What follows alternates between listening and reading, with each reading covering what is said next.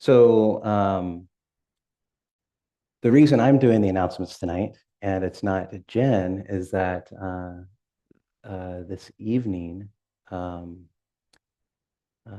Jen's mother passed away, uh, Joy Whitney Scott. Joy Whitney Scott. And so we wanted to honor her a little bit. So we've lit some candles. We just found out literally right before this started. So but she wanted people to know. And if you knew Joy, I didn't know her too well, been around her a bit, but she's just this sweetest little woman you'd ever want to meet. And you can see uh, a lot of her in Jen.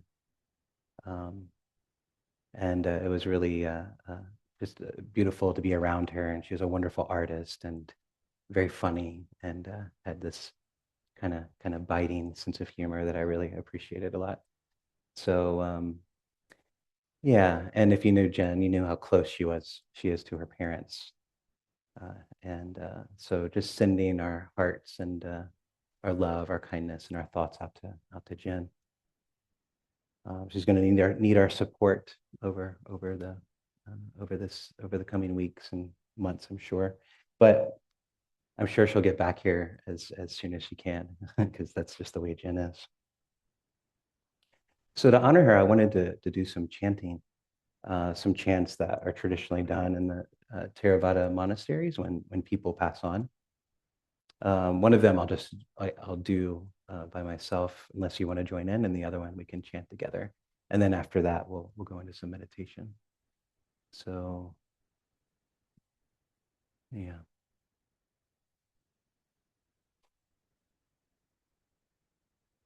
I'm going to share my screen. Please don't judge my desktop.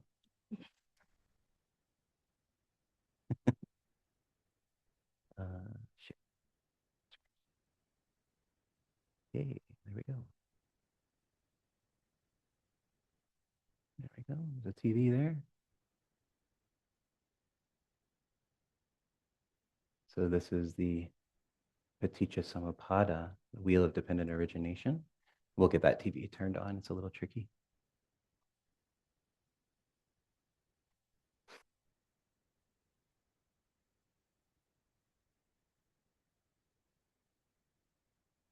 So this is the first 12 steps here, the 12 steps of the wheel of dependent origination. And then the second is called the transcendent wheel of dependent origination.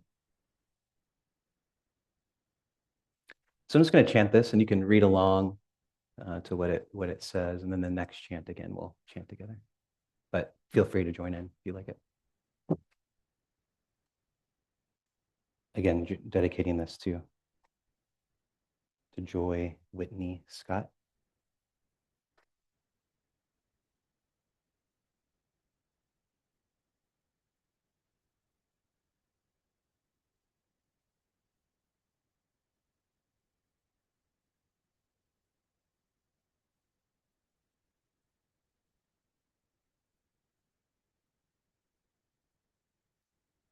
Avijja pachaya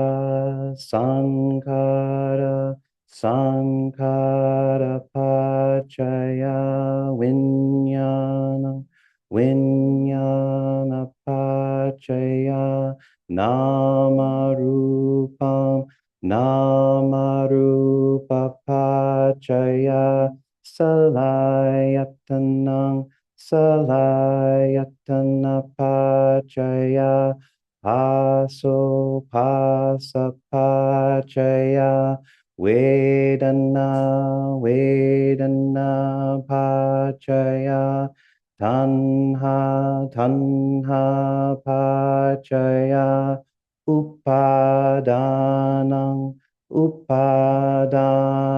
pachaya bhava pachaya jati pachaya jara maranang soka parideva dukkha domana supaya sa sambhavan evam metta sakevala saduka kanda sa samadayo hoti.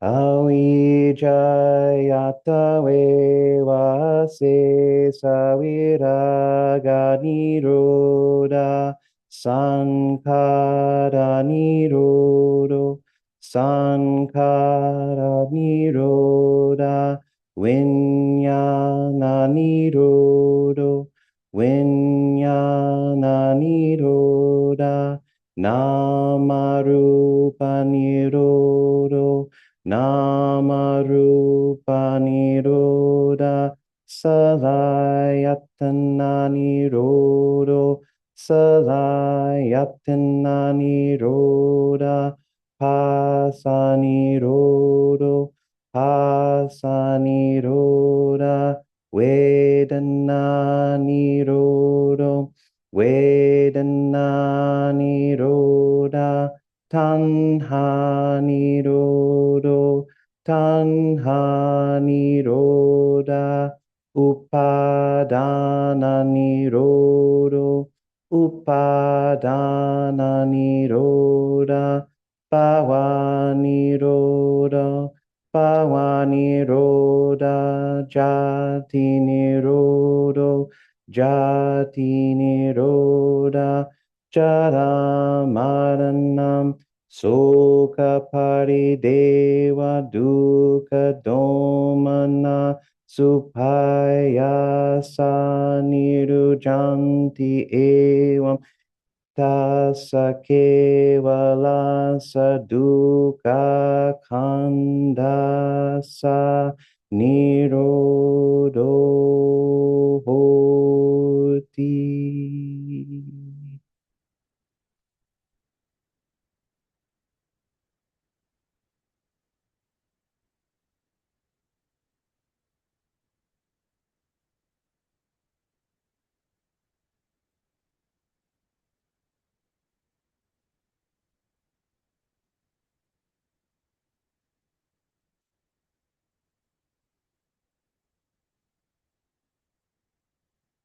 And we'll chant this one, Anicca chant. So Anicca Vata Sankhara Upadavaya Damino Upajitawa Nirujanti Tesam Vupasamo Sukho.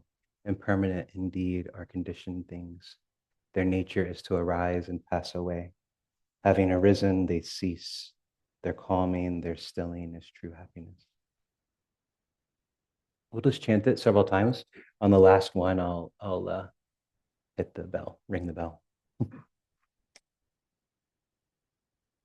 And then we'll go into a meditation there.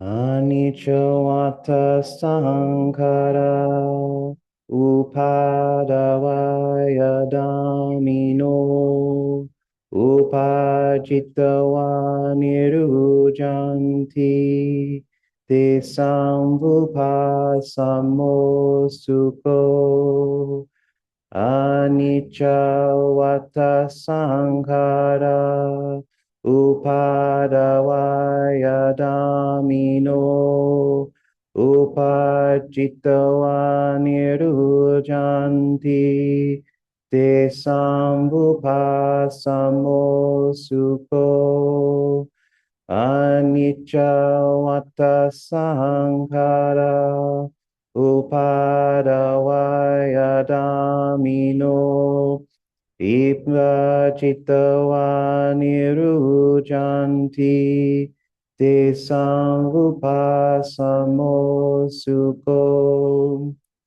Anicca vata sankhara upadavaya damino upajitawa nirujanti te samvupasamo sukho Anicca vata sankhara Upadavaya damino upajitawa niruchanti te sambupasamo sukho.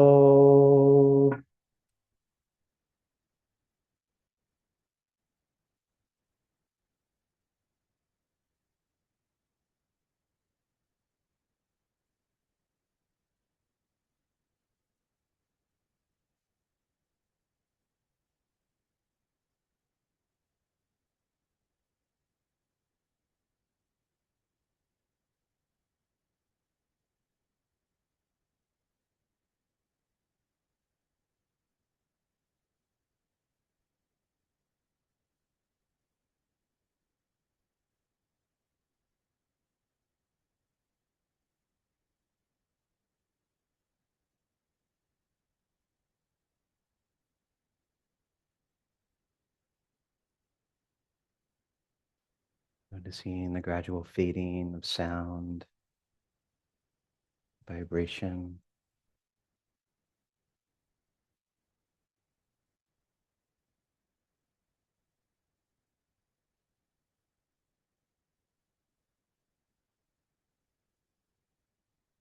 Allowing the attention to drop down through the head, heart, belly.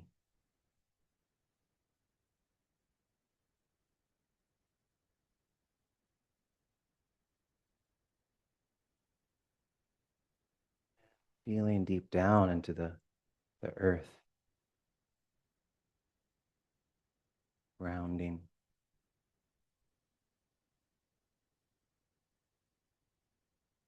Not just the surface of the earth, but the depths of the earth.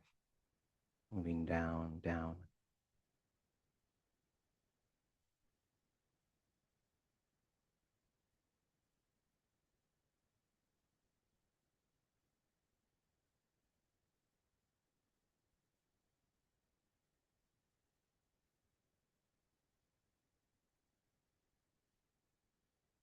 Like a tree's roots rooting down and spreading out.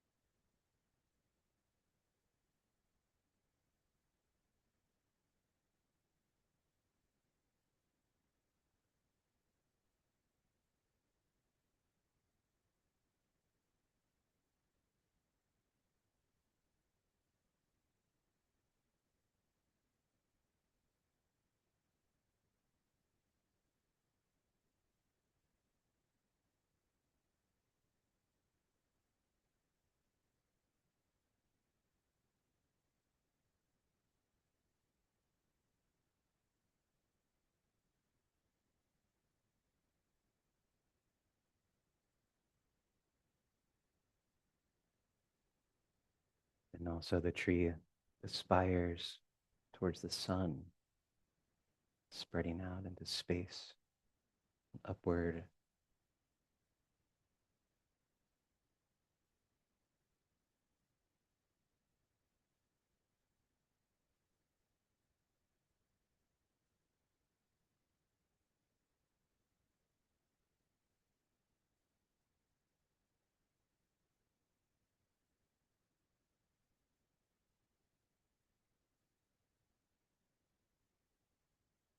The darkness and the light together, wholly dependent on both. Grounding, rooting.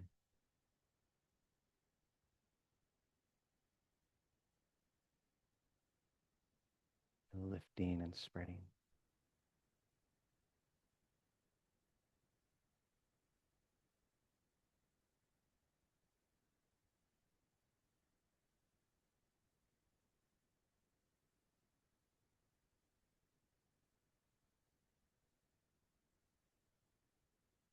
Allow the breath to be like wind moving through the branches and leaves.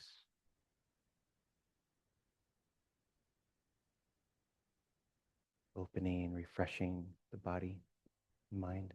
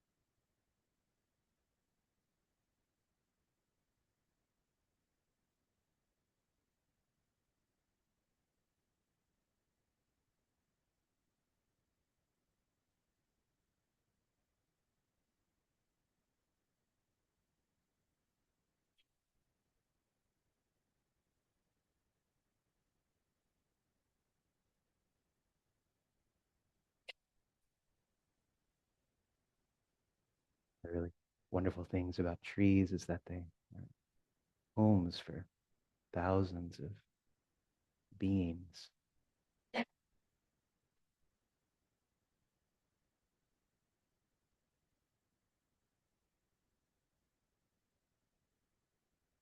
Providing shelter for whatever lands.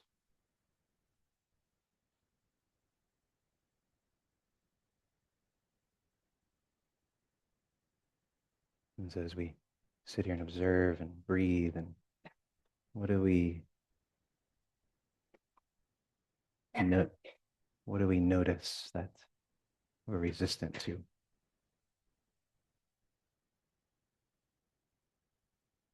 Is there anything that's not welcome?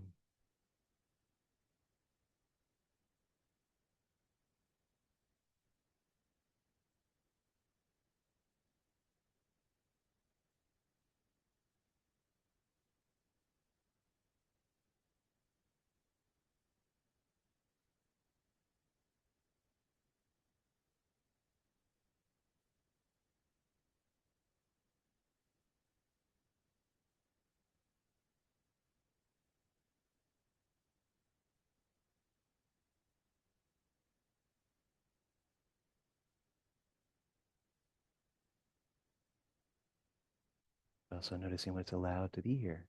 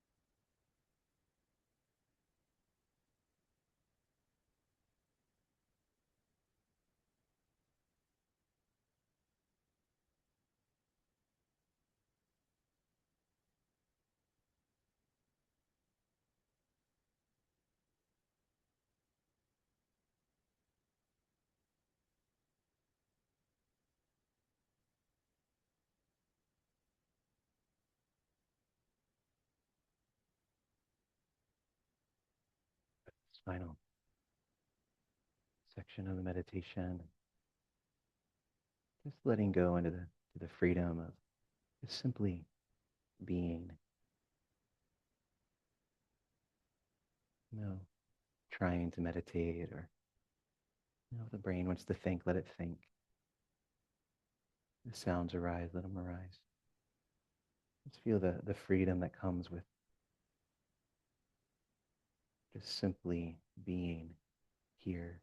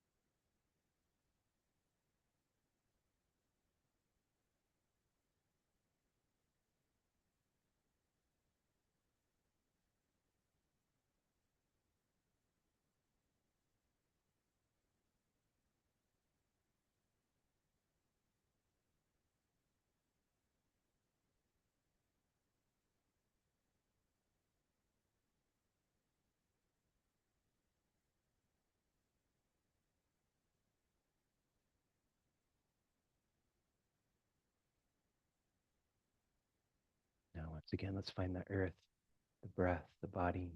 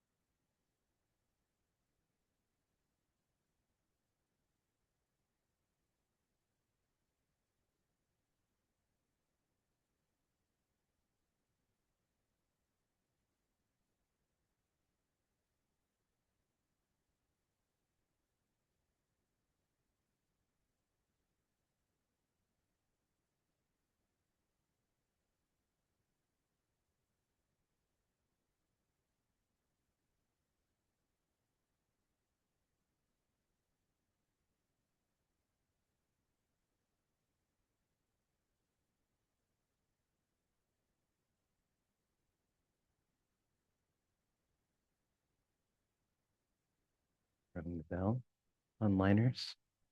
Thank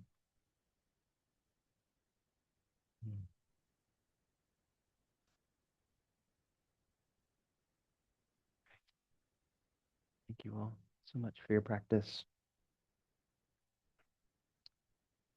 So let's take a little break. So we'll come back at by quarter of.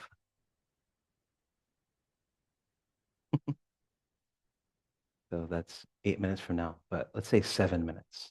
So a 7 minute break. And yeah, we'll keep this room silent for those who want to continue in a silent practice. And then if you'd like to talk, you can go out in the lobby or the library or the tea room and have some conversation, some sangha time. Yeah, thank you.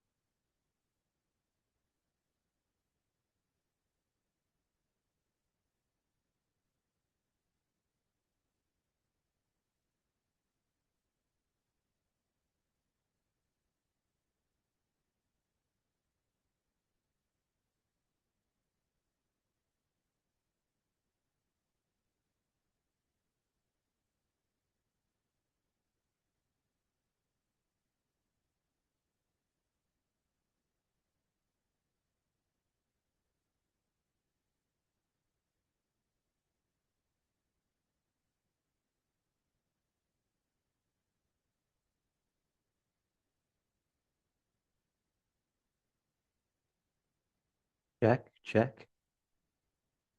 Is that okay? Great.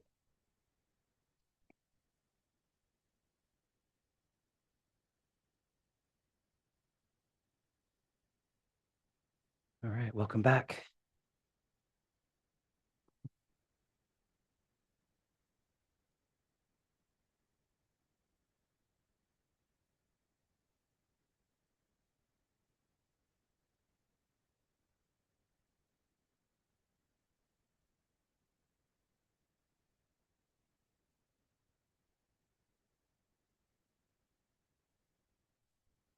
Okay, so tonight I wanted to talk about mudita, mudita, um,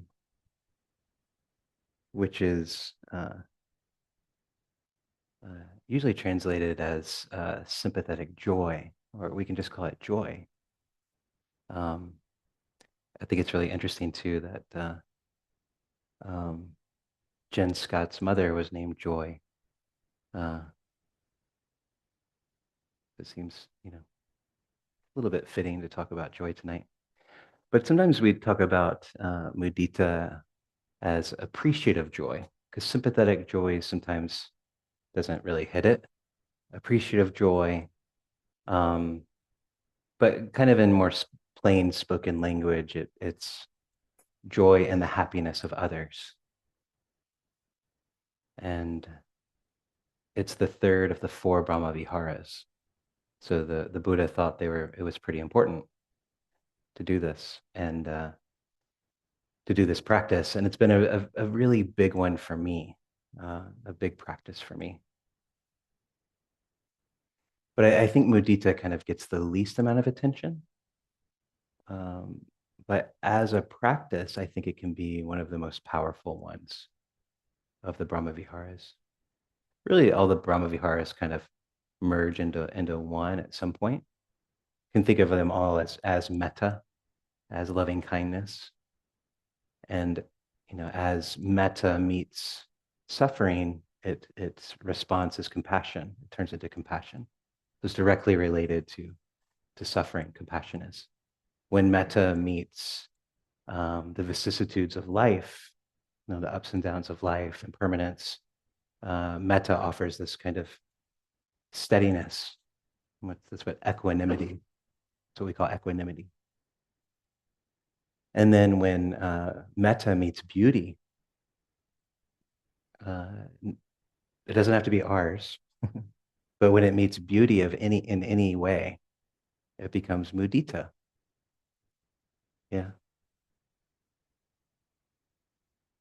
And I think it gets talked about the least for two reasons. And one, because it's difficult to talk about. It's kind of sometimes difficult to articulate in the proper way. But also because I think it penetrates directly into our self-protective ego structures, because we want our joy, to be our joy. We want their joy to be their joy. And it shouldn't be more than my joy. I should have the most joy. And everybody else is, yeah, it's good that they're happy, but I need to hold on to my own. So we could call mudita um, the joy that doesn't need to be mine. That's how I like to think of it. And I want to stay with that for just a moment because mudita is not necessarily a technique that we apply, though there are many practices for it. It's also just a natural capacity of the heart, and that's really what the Brahmaviharas are. As I said, mudita is this, or metta is this natural capacity of the heart, and when it meets these particular things, then it becomes these other uh, flavors of metta, and they're natural when we let go of what one of my teachers likes to call self-cherishing. Self-cherishing.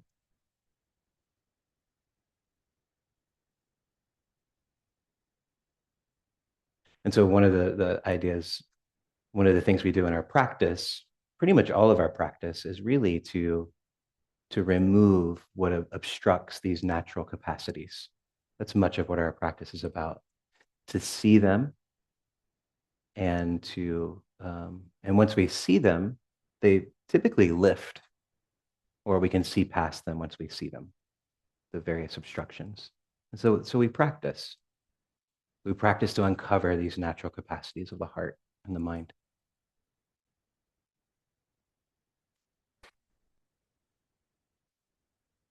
The word mudita is a Pali word, which is the Pali is the language that the teachings were originally, Buddhist teachings were originally written down in. It's not something he spoke, but it's something that the teachings were written down in a few hundred years later. And the root meaning is to just to take delight in, to be pleased by, to rejoice.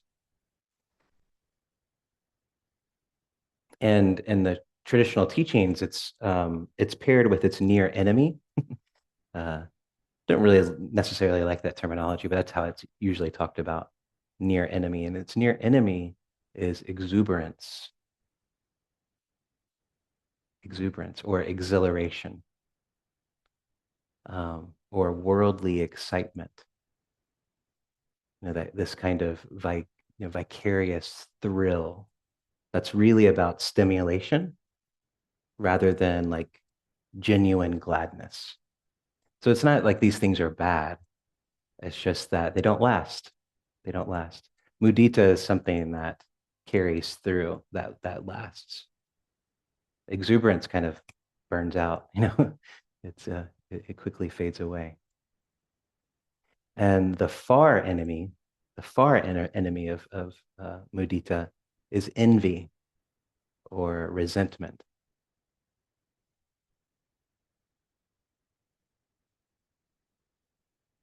But what mudita actually is in its essence is more difficult to name than any of those near enemy and far enemies are.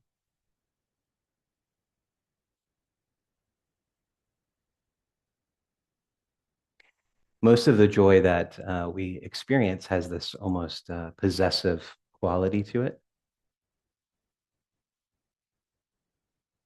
I feel good because something good is happening to me, or for me, or for my people, or for my side, or my sense of how things should unfold. And so those things make me feel good. And that can be collective, and so it can feel like mudita. And there's nothing wrong with it. There's nothing wrong with it. And so nothing I say today is a judgment. It's there's just observations to see.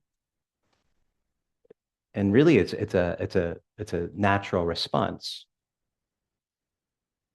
But there can be a kind of a contraction to it, into the joy.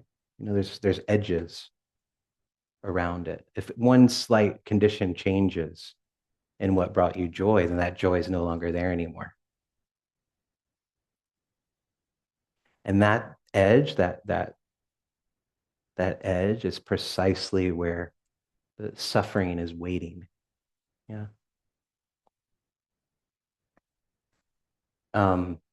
It was something that comes to mind, and this came to me on Saturday. One of the things I like is soccer. I like to watch soccer. I grew up in a soccer family, and I have a team, and I have other friends who live in Montreal who also like this team. And so there was a game on Saturday, and we were texting, and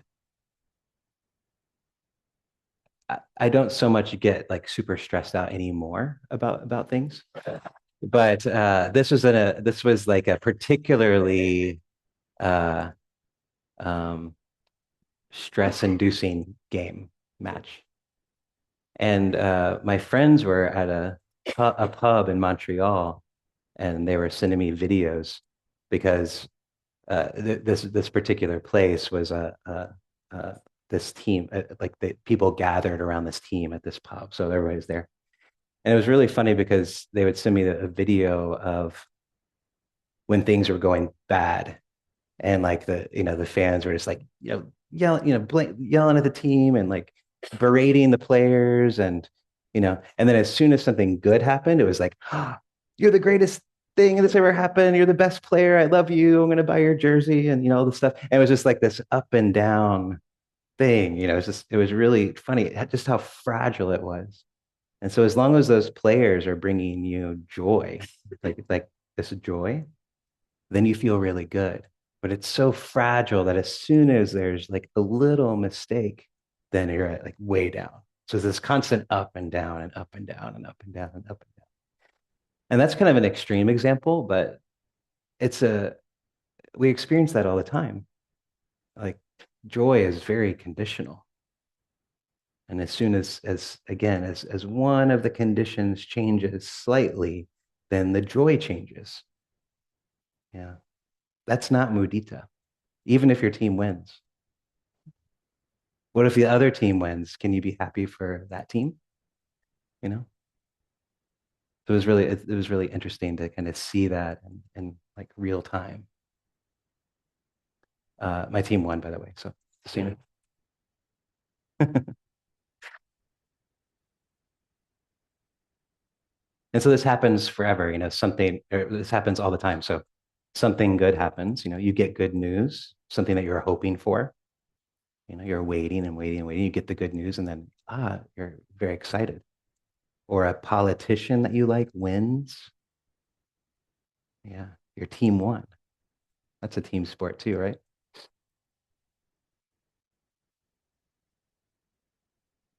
A relationship deepens in a particular way. And with all of these things, almost immediately, there's a subtle anxiety that comes in as well. So it's not just joy. There's an anxiety there. How long will this last? Which is a very real thing because as we chanted earlier, all things are impermanent. Will I lose it? Do I deserve it? Is it as good as I think it is, or am I deluding myself? In 2 to 4 years, we'll have to do this all over again. Every election cycle. And the pleasure is real, the joy is real, but it comes with a companion. Yeah. And that companion is a self that needs to be held on to. Yeah. Again, mudita is something that's quite different, though there are similarities. It's this capacity to feel genuinely glad when life goes well for someone, anyone.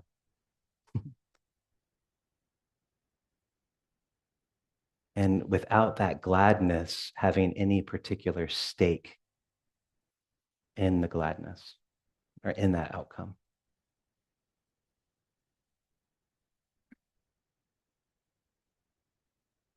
When a friend or a colleague's, you know, years of difficulty and maybe a work situation finally gets recognized, you have joy for that. When you see a stranger, you know, laughs at something that their child does or something, you feel joy from that. Yeah. There's a freedom to it. There's a permeability that we feel in the mudita and that genuine mudita. It's like the goodness, the joy comes through without us needing to like capture it and bottle it and hold on to it. Yeah.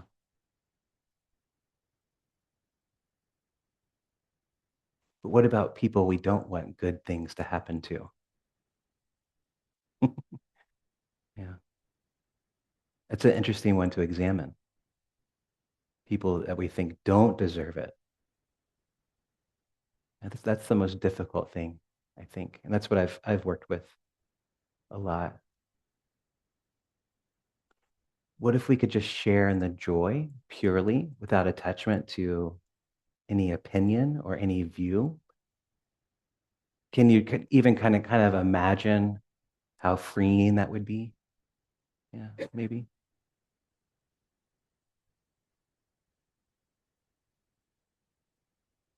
And what I find kind of striking about this is how counterintuitive this can all be, um, given how conditioned we are to think about well-being in a particular way. So we kind of unconsciously operate under this assumption that the good things are limited. And so it's interesting to examine this underlying belief in yourself. I know it's there for me, and I've worked with it a lot. You know that there's only so much happiness that can go around. Yeah. And when someone else has, you know, that someone else having it in some subtle way means that I have less, I get less. Yeah. Which is completely false and ridiculous and erroneous and doesn't make any sense. And yet we the heart reacts as if it's a true thing, like it's like as if it's a law of the universe.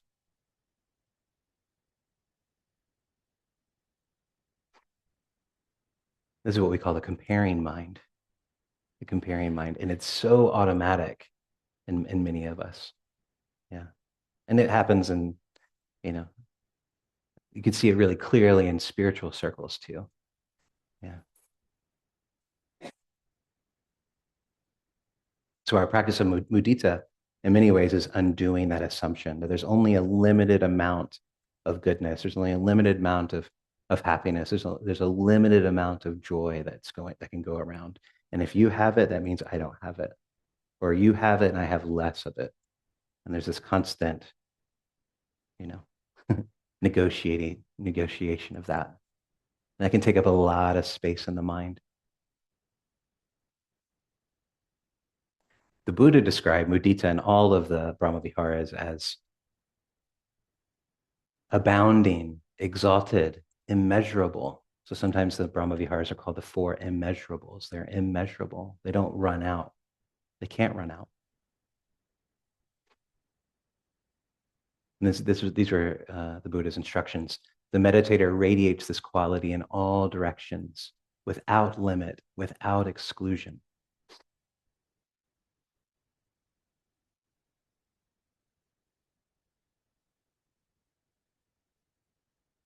And so, what's really interesting about these words is what they imply about the nature of joy. Yeah. If joy were finite, if it were this finite resource, we couldn't radiate it immeasurably. We could radiate maybe just a little bit. And then the next day we got to save up the mudita.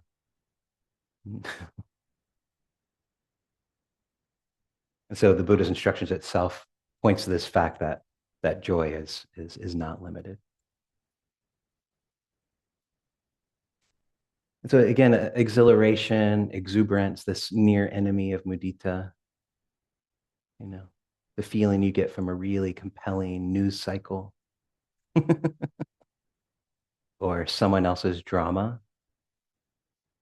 Yeah. It can feel like engagement. It can feel like caring.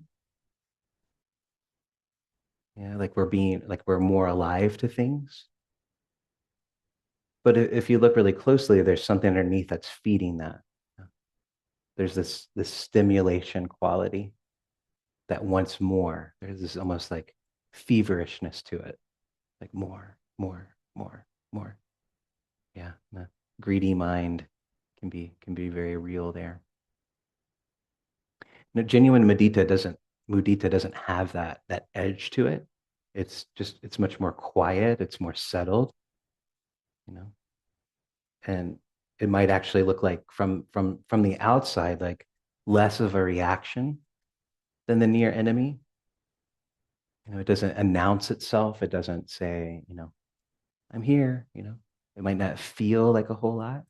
It's not performed. Um, the media won't like create programs to stimulate mudita in you. Like, like that won't happen.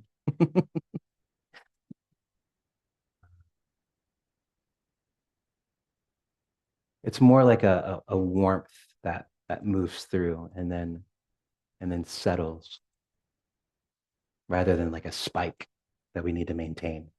It's something much more subtle. So our practice, much of it is attuning to the mudita rather than requiring these big surges of things all the time. It's like, oh, can I desensitize myself a bit and really notice the warmth that's already there? And I find this distinction really important because for a long time I was looking for that in spiritual practice, like these big experiences. I'd have these big experiences, and I thought spiritual practice was like, all right, I need to maintain this big experience. You know, that's what spirituality is about. That's what enlightenment is. And yeah, until I had a Zen teacher that told me that in Zen they talk about enlightenment is nothing special. And, yeah, it's nothing special. Like it was kind of a letdown, but it's lasting. It's steady.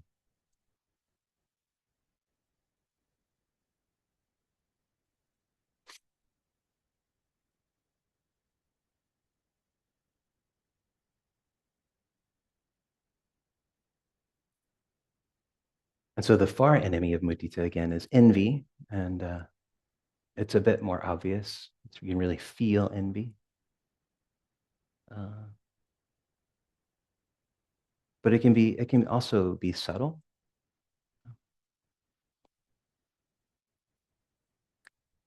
And the comparing mind isn't a personal failing.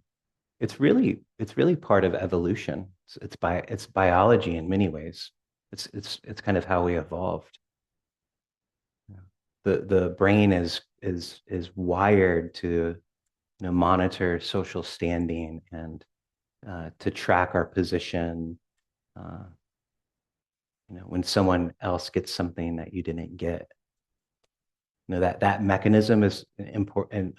Served really important purposes in our evolutionary history. It's now it's kind of like poorly calibrated to this life that we live. Like we don't have to live like that anymore. um, Animals do, like wolves do. They have to pay particular attention to their position. Pack animals need to know there's a constant comparing and weighing different scenarios and things. But when we're orienting our life towards freedom, towards into a spiritual life, this function it isn't so useful, and it can actually be corrosive to our well-being, our spiritual well-being. And so what envy does is it takes someone else's good fortune and experience as a threat or an indictment of us, yeah, of ourselves. You know, they got the thing that I wanted. They succeeded where I'm struggling. Their path looks easier than mine. It could also turn the other way. My path is better than theirs. It can turn. And again, underneath this is this zero sum like story about goodness itself. There's only a limited amount, that it's being distributed, and that the distribution is unfair, and someone is getting more than their fair share. Yeah. And so this is very pervasive in a lot of our psychologies, and it's natural. Like it's not, again, it's not a personal failing. But mudita is the antidote for this story. When we can touch into like genuine gladness for somebody else, that can be groundbreaking because it feels really good. It's completely different. It's generative. You know, it's not draining. It doesn't require, you know, something else. It doesn't require conditions. It's sustaining.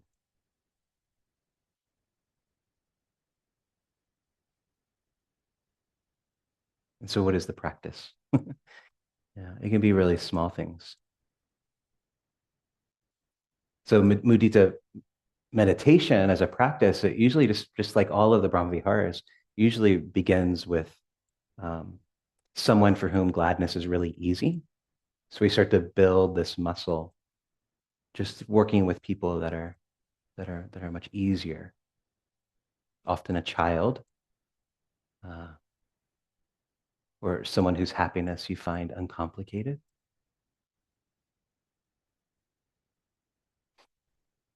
And someone you don't have a complex relational history with is important. Someone whose well-being isn't directly, affecting yours, like that's not in your community. Even like a spiritual figure like the Dalai Lama, like joy from him is really, really easy. You can always be happy for him. And you just bring this to them to mind, and call up a sense of their well-being, and gently incline the heart towards appreciating that quality in them, not how you feel, but appreciating the quality that their quality, the quality that they have. May your happiness continue. May what brings you joy keep coming. May the conditions for joy continue in your life. And then gradually you start to extend it out to people you care about, to people who are neutral, and eventually with practice to people who are difficult. And that does take some practice. And that last one towards difficult people is where mudita becomes really, really powerful and genuinely difficult. Very, very difficult. And it's difficult because it requires you to find, or at least look for, something you can actually be glad about in that person's life. And that can be really difficult for some people, with some people, especially people who have caused us pain, yeah, directly or indirectly. And that's not available right away. So, you don't want to try it. It can take a lot of time.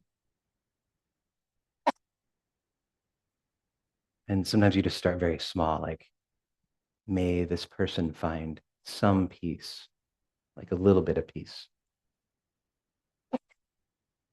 May they have tiny moments of happiness. Not requiring you to feel warmth that you don't have, just beginning to incline towards maybe the idea of it. Yeah. I like Thich Nhat Hanh suggested once, he said, if you can't find anything at all, just say, their exhalation feeds the plants.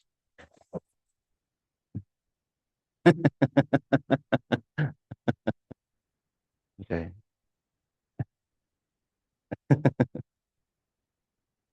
So you always get that. And what happens eventually is this rigidity begins to soften, and not because the difficult person changes, and not because you're excusing anything, but because the self that needed to keep that boundary really, really tight is just loosened a little bit. You know, the part of you that needed to maintain that story about who deserves what just starts to loosen some. Even just a little bit can be very, very groundbreaking.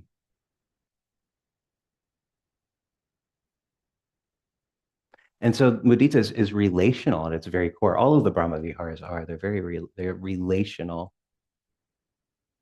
practices. They require someone else. And we can't really do it alone at all. It needs an object. It needs someone whose happiness you can turn toward.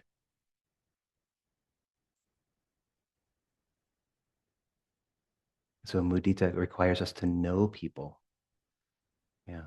Community.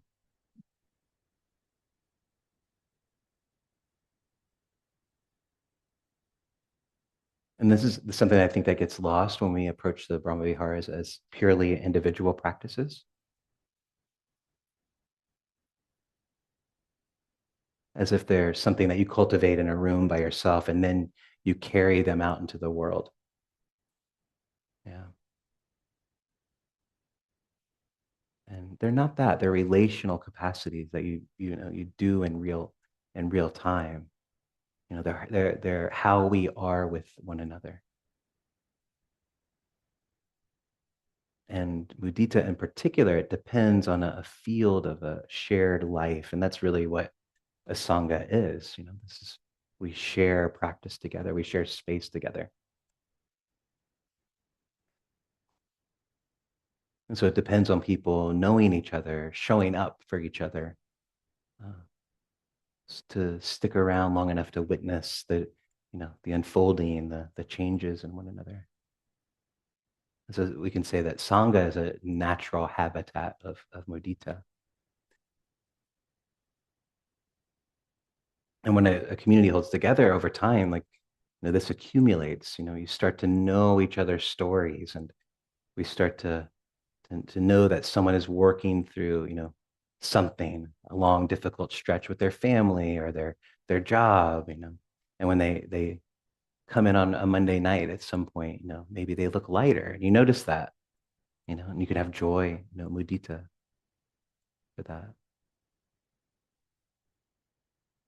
Someone who's having difficulty with their health, and then they get good news, and there's a lightness, and we have joy for that. And someone's been practicing and practicing, and they have a breakthrough in their practice, and they talk about it, and we notice this development in one another over time. It's a really beautiful thing. Yeah. And so when in community, the sympathetic joy, this appreciative joy becomes really immediate and embodied and available and relational and beautiful and consistent and steady, easeful. So it's within this relational field of sangha that mudita becomes, possible, really possible.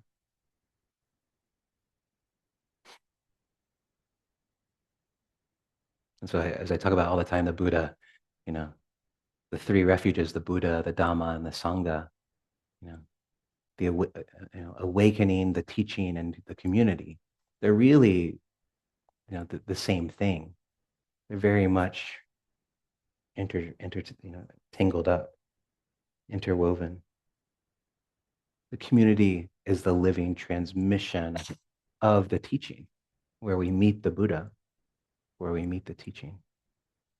And that happens in our relationships with one another in Sangha.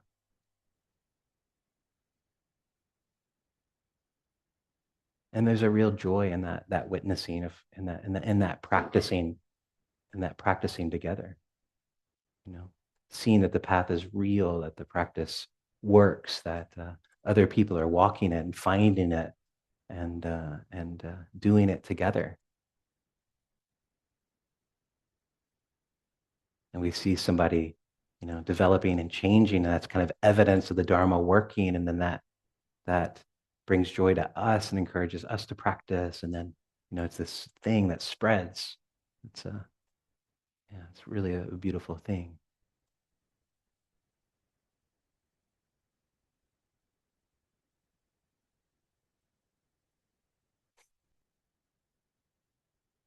Now, something really quick I just want to speak about is,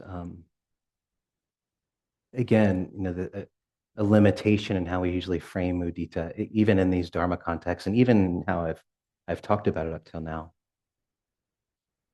We talk about my joy and your happiness. Yeah. Which is already a big shift from this self-referential experience, this, that's real progress, kind of seeing it in that way. But if you look closely, there's a structure there as well. And so this is getting a little bit more subtle.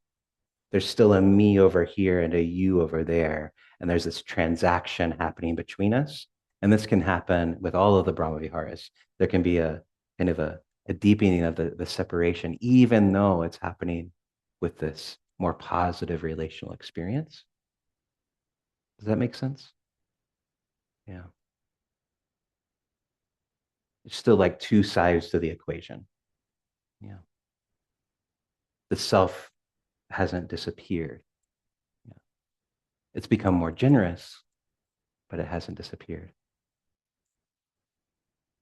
So when we continue with this practice, you know, you know, taken all the way in the Brahmaviharas, we continue to practice them. It starts to dissolve that separation. Yeah. What we start to see is that when we sit long enough, is that it's just joy arising. It doesn't originate in me and move to you. It doesn't belong to either side. It's more like a quality of the moment itself. It's joy itself arising. It's not mine, it's not yours. It's the experience of joy. And it's not dependent on a self or an individual. This is getting more subtle, but I thought I wanted to speak to it.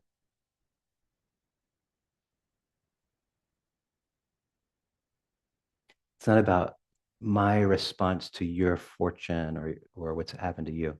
It's just joy moving through an open field. Yeah. And so when we start to see in that way, it starts to dissolve and become about, it really starts to break down the separation, this interdependence that Thich Nhat Hanh spoke about.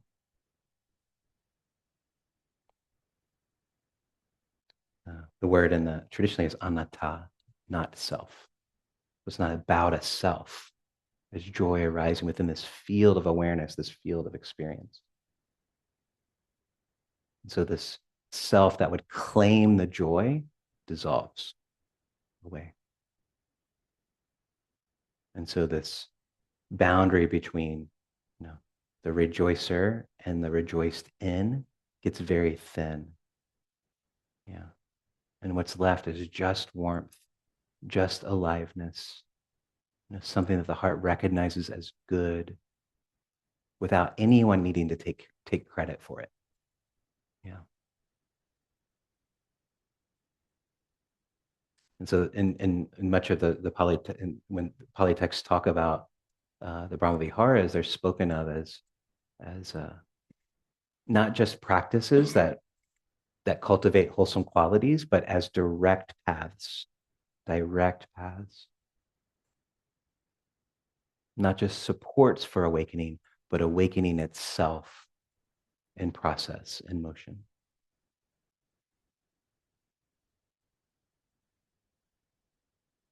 And so when the joy arises without anyone owning it, we're touching something that's very real about the nature of experience. When the self just kind of goes quiet and there's just joy.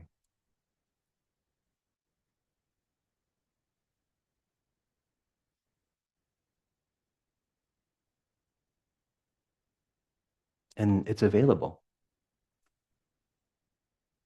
And it doesn't require extraordinary conditions. It doesn't require something special. It just requires a willingness to let joy be impersonal. It starts there. Just to let it arise and pass without having to own it or grab a hold of it or cling to it. Yeah. Just to be a field of awareness through which something good can happen more freely. One of the practices I was taught by one of my Tibetan teachers was every time you experience something beautiful, like say a sunset, a beautiful sunset, just get into the habit of saying, may all beings experience this beauty. May all beings have the opportunity to experience this beauty. And he would say, like, even if you wake up in the morning, you have that first sip of coffee and it's so nice, like dedicate that. Say, may all beings experience this satisfaction that I'm feeling, and get into the habit of doing that all the time. And then not only does the mudita and the joy grow, but the self starts to dissolve, and you start to find yourself in this field of goodness and joy and beauty.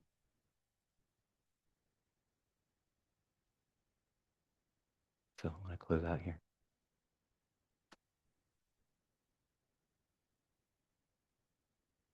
So just look for joy. Look for, not in some effortful way, not like as a task, but just noticing when something good is happening for someone around you, you know, anywhere, anyone. And before the mind does anything with it, just try to feel the joy itself before comparing or analyzing or any habitual commentary, noticing those things, not judging yourself because of those things, but try to just feel the joy and all the extras that are added upon it. And over time, these little seeds begin to grow and grow and grow. These little seeds that we place, they grow and grow and grow.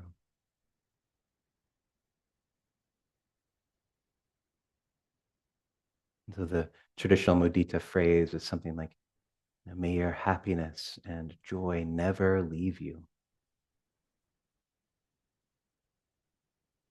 Blessing without conditions.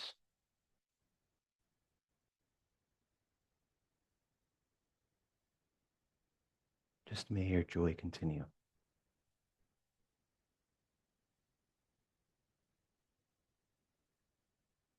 When we offer that to people, when we offer it to ourselves, something opens. That seed is planted.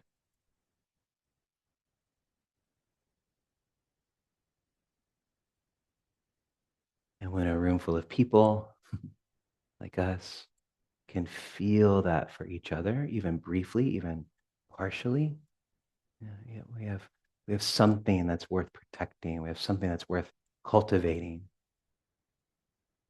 Something worth returning to over and over again. Yeah.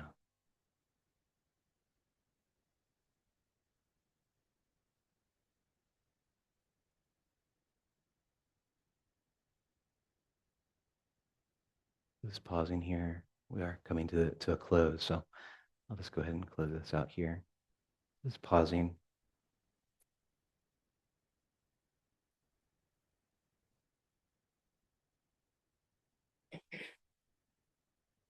Feeling the joy that comes just from gathering together in the, with in the name of awakening.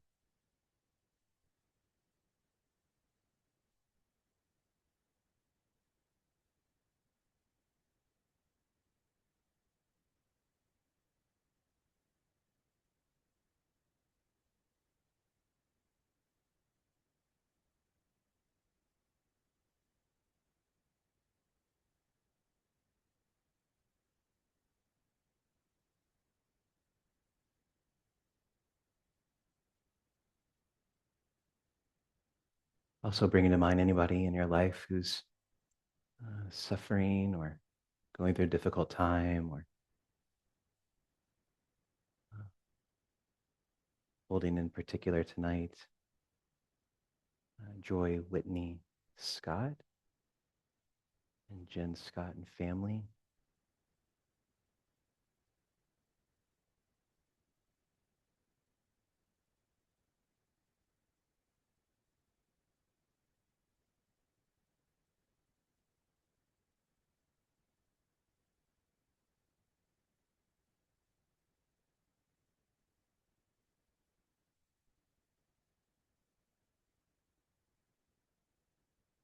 May all these beings be held in kindness and care and love,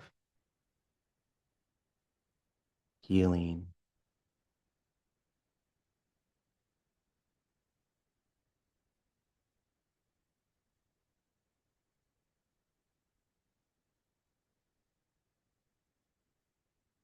May we all find reasons to rejoice. May we ourselves be reasons for rejoicing for others. May joy move freely through all that we encounter. And may all beings everywhere, in all directions, without exception, be free from suffering and the conditions of suffering. May all beings know the perfect peace.